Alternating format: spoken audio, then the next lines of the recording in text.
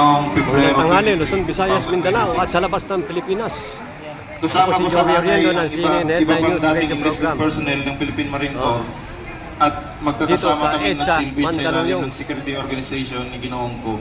Ayan po ha, pakinggan nyo Bilang ha. bahagi ng aming na tungkulin, kami ay inuutusan na mag-escort sa mga trusted executive assistant ni Ginoong ko tuwing sila ay magdi-deliver ng pera.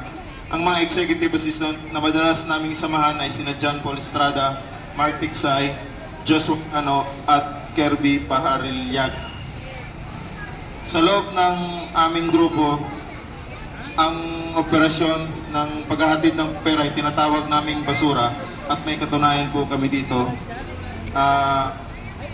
May screenshot po kami ng message po na talagang basura po ang tawag namin sa pera. Later on siguro ipakita namin sa example po ng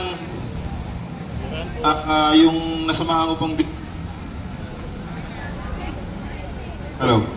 example po nung nasamahan kong delivery kasama po si Top Orlik Gutesa po, yung unang lumabas sa amin is noong December 2023 nag-deliver po kami ng 52 na maleta po, halo-halo po yon sa 42 McKinley Road, bahay po ni dating speaker.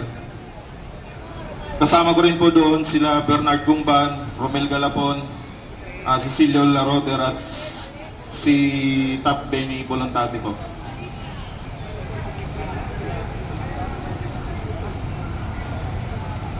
At saka yung isa pang nasaksihan ko po ay yung pagpunta po ni Secretary Amina Pangandaman sa Horizon Home na kumuha po siya ng 2 maleta. Inutusan po kami ni John Paul Estrada po, kami dalawa po ni Sarge Tube. Pinaba po namin galing sa 56th floor papunta ang basement 2 or 3 po yon. Then kinarga po namin sandali lang po sa ha, sasakyan papasok ako ni sa loob.